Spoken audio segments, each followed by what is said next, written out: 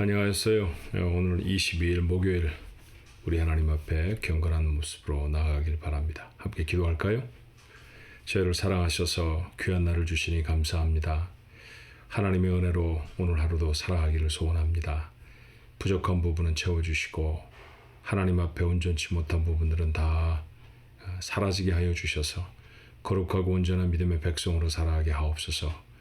힘겨운 문제와 싸움하며 여러 가지 모양의 역경과 어려움들을 극복해내야 되는 우리 가족들, 오늘도 새 힘을 주시어서 승리하게 하여 주시옵시고 하나님의 도우심을 간증할 수 있는 복된 인생들이 되어지도록 하나님 도와주옵소서.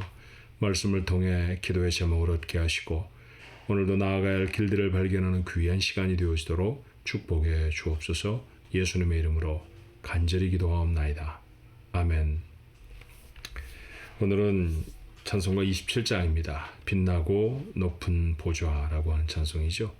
함께 찬송할 때 여러분에게 큰 은혜가 있으시기를 바랍니다.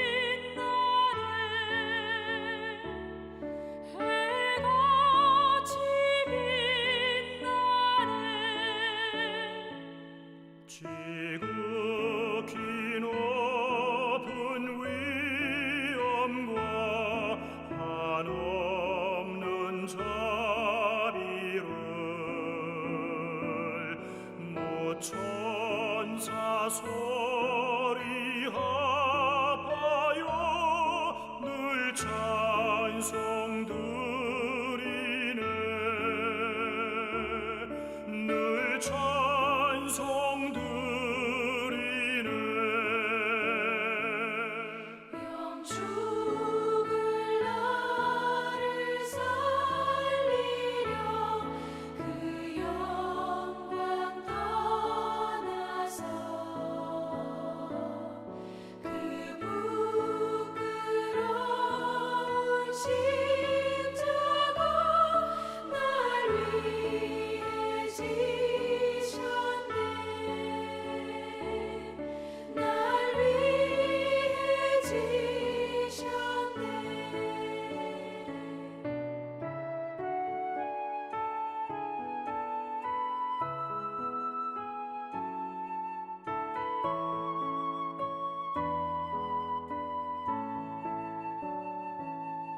나 이제 생명 있음은 주님의 은혜요 저 사망 권세 이기니 큰 기쁨 넘치네 큰 기쁨 넘치네 주님의 보좌 있는데 전한 몸 이르러 그 영광 몸sob에 올 때 내 기쁨 넘치리 내 기쁨 넘치리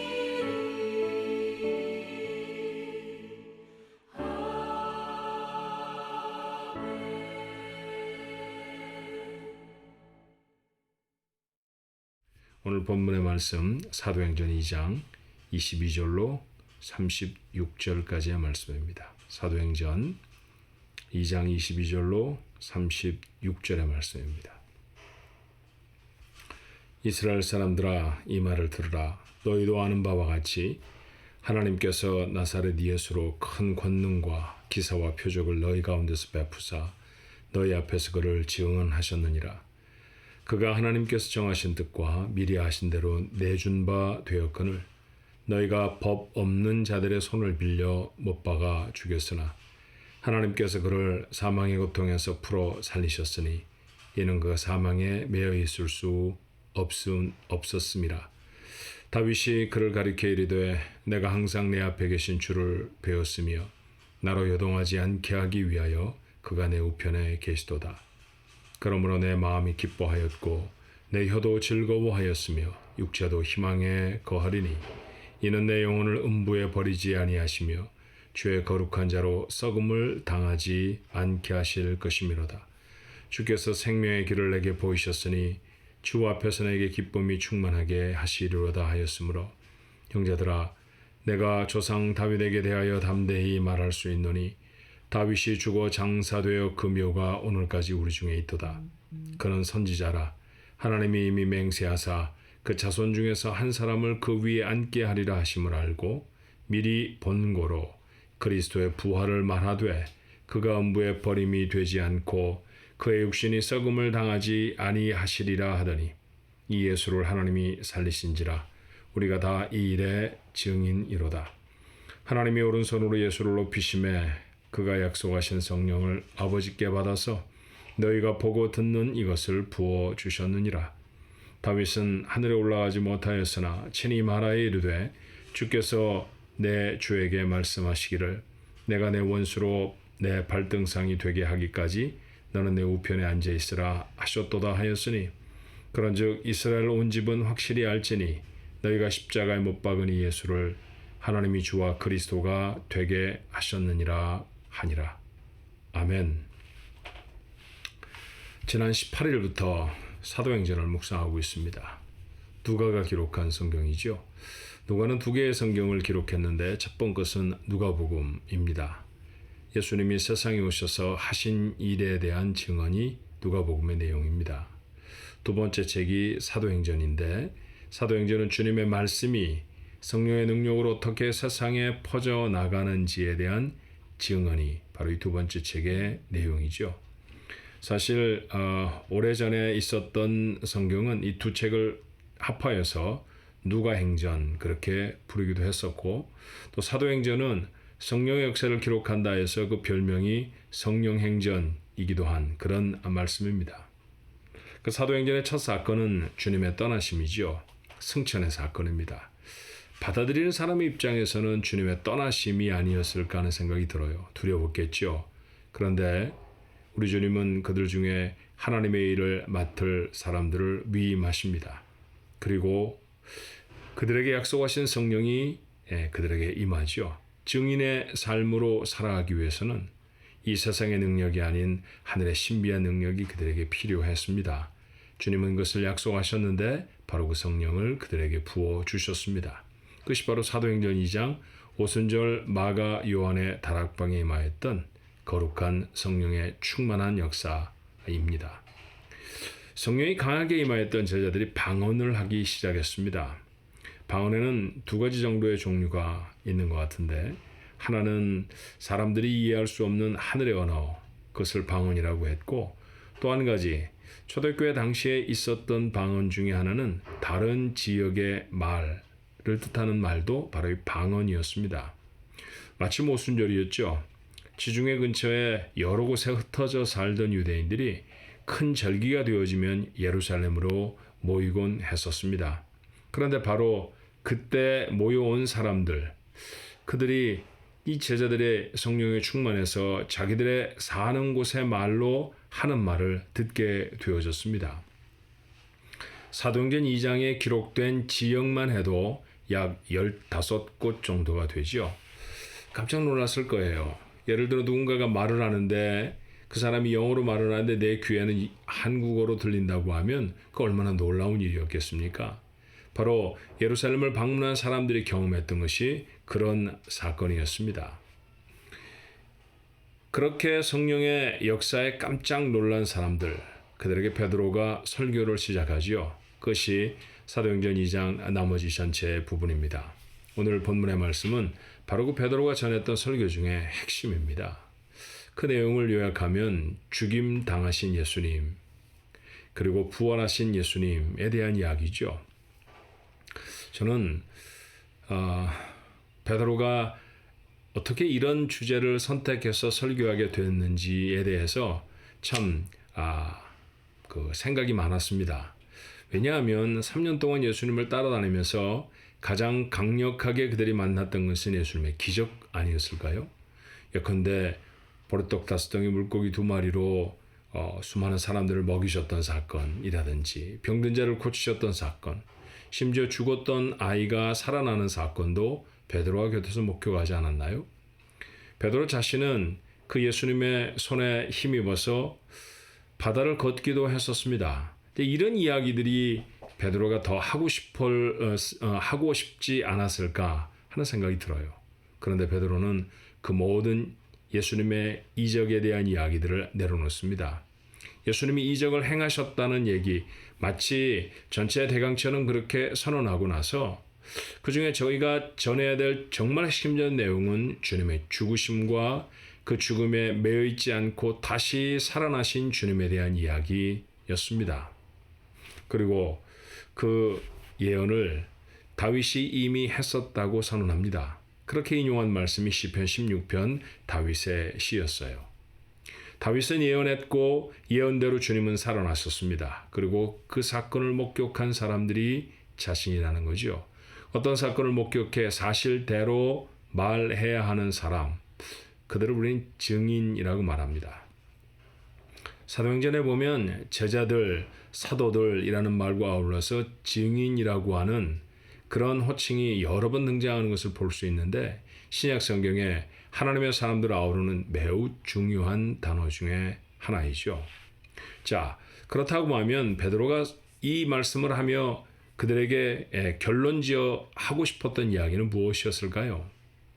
본문 36절의 말씀입니다. 그런즉 이스라엘 온 집은 확실히 알지니 너희가 십자가에 못 박은 이 예수를 하나님이 주와 그리스도가 되게 하셨느니라. 자, 죽으셨던 주님이 다시 살아나셨습니다. 이건 어느 날 갑자기 되어진 일이 아니라 옛날에 예언되어졌던 이야기인데 오늘 그 사건이 일어났고 그 사건이 어떻게 일어났는지를 저희가 다 보았습니다. 그러므로 그분은 우리의 구원자 예수 그리스도이십니다. 그분으로 말미암아 구원을 얻을 수 있다라고 하는 선언이죠. 이후에 살펴볼 말씀입니다만 이 말씀으로 수많은 유대인들이 예수께로 돌아오는 믿음을 갖게 되는 놀라운 기적 같은 사건이 일어납니다. 오늘 본문의 말씀으로 우리는 조금 다른 것을 생각해 봤으면 좋겠어요. 성령이 다스리시는 사람, 베드로였죠. 오늘 본문의 주인공은 그 베드로는 지금 성령의 다스리심을 받고 있습니다. 그 사람의 변화된 모습에 대한 이야기입니다. 베드로는 지금 본문에서 어떻게 변화되고 있습니까? 그 첫 번째는 담대해졌습니다. 같은 도시 예루살렘입니다. 바로 그곳에서 주님이 50여일 전에 죽임을 당하셨죠. 재미난 절기 2가지 사이에 주님의 사건이 있다는 것을 여러분이 아십니다. 첫 번째는 유월절이고 두 번째는 오순절이에요. 자, 유월절에 주님이 십자가에 못 박히셨고 그리고 50일째 되는 날 그때가 바로 오순절이라고 하는 절기인데 지금 성령의 강림이 임하고 있습니다. 그렇다고 하면 두 사건 사이의 날짜가 50일이라는 사실을 우리가 단박에 알아챌 수 있지 않습니까? 2달도 되지 않은 시간이죠. 바로 그곳에서 예수님은 죽임을 당하셨습니다. 예수님을 죽였던 사람들 자신의 행위가 정당한 것이라고 주장하고 싶었겠죠. 로마 정부 사람들이었고 헤롯 당원들이었으며 제사장들과 바리새 사람들이었을 것입니다. 그러니 예수님의 이름으로 무슨 기적이 행하여진다든지 예수님의 이름을 비롯하여 선한 행위가 이루어지는 것을 극도로 민감하게 싫어했을 것입니다. 경계했을 것이에요. 그런데 베드로는 주님을 구주로 선포함에 조금도 두려움이 없습니다. 당연한 결과로 이렇게 선포했던 그들의 삶 때문에 그들은 체포도 당하고 죽을 뻔하기도 했습니다. 그러나 그 어떤 순간에도 두려워하지 않습니다. 베드로는 원래 어떤 사람이었나요? 예수님이 체포되어 법정에 끌려가실 때 함께하지 못했죠. 도리어 누군가 그를 알아보았을 때 부인하고 저주했던 사람이었습니다. 두려웠기 때문입니다. 두려워서 예수님의 마지막 자리 십자가 아래에도 서지 못했었습니다. 그런데 50여일 만에 그가 달라졌죠. 그가 달라진 가장 중요한 이유가 무엇입니까? 그에게 성령이 임했기 때문입니다. 성령이 임한 사람은 두려움을 극복합니다. 두 번째로 그는 지혜로워졌죠. 자, 유대인들이 모였습니다. 저들 앞에 설교를 해야 될 귀한 기회인데 저들의 영혼을 어떻게 하면 하나님께로 돌릴 수 있을까요? 고민을 할 수밖에 없지 않았겠습니까? 단번에 구원의 복음의 사건을 알아듣게 할 설교의 방법은 무엇이었을까요? 저들 모두가 잘 아는 사람, 그리고 존경하고 신뢰하는 사람, 그 사람을 통해 예수님을 증명하면 될 것입니다. 베드로가 선택한 사람은 다름 아닌 다윗이었습니다. 기가 막힌 선택이었죠.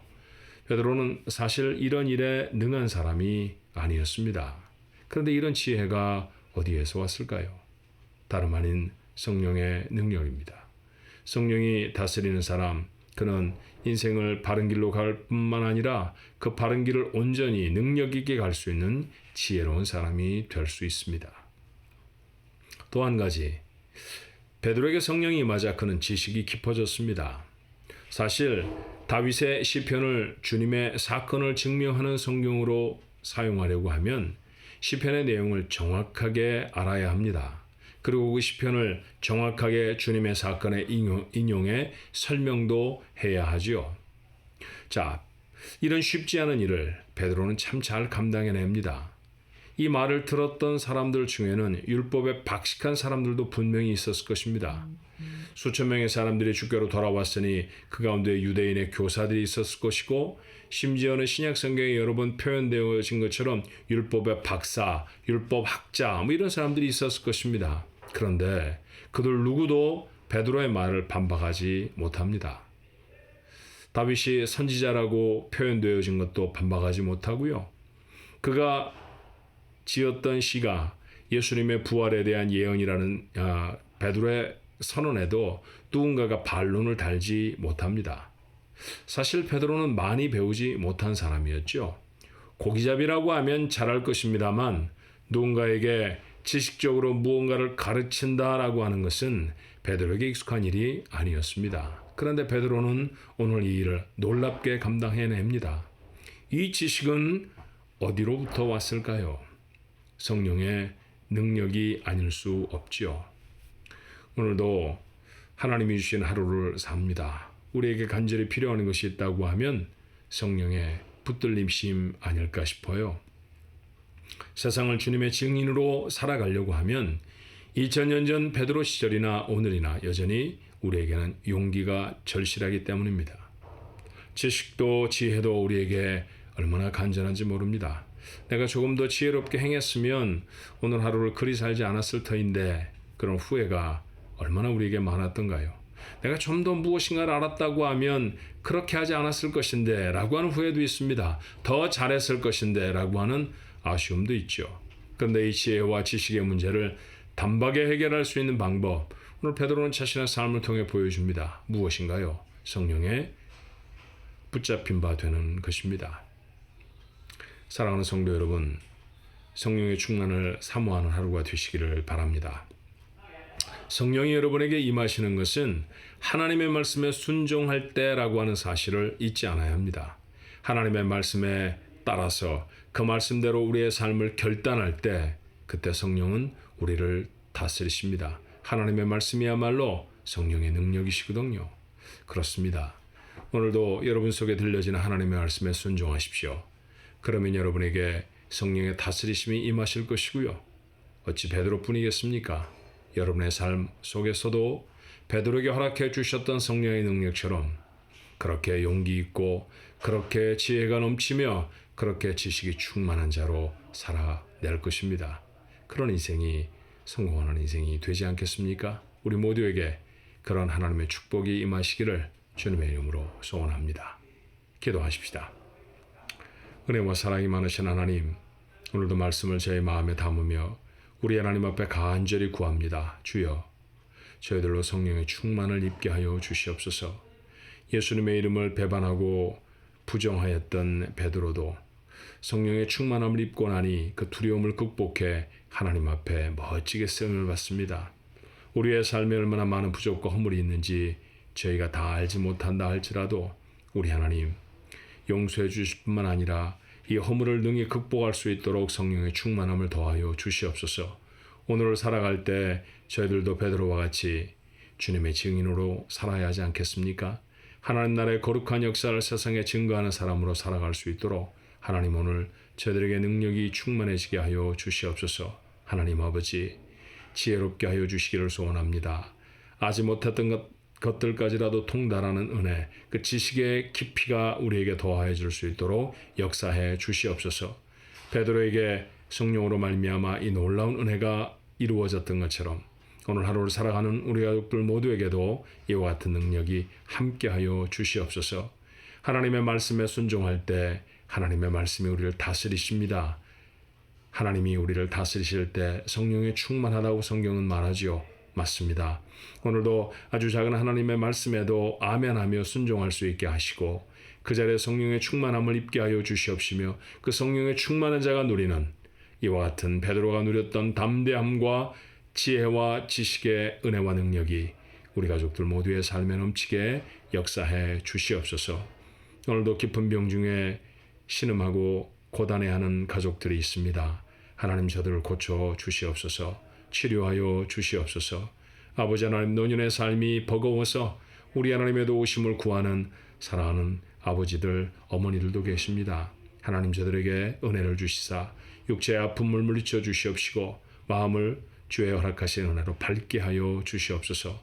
예기치 않았던 문제와 어려움들로 인해 씨름하며 힘들어하는 가족들이 있사오면 하나님의 도우심을 힘입게 하시길 원합니다. 주여, 그래야 우리가 세상을 살아가면서 하나님의 증인들로 살아가지 않겠습니까?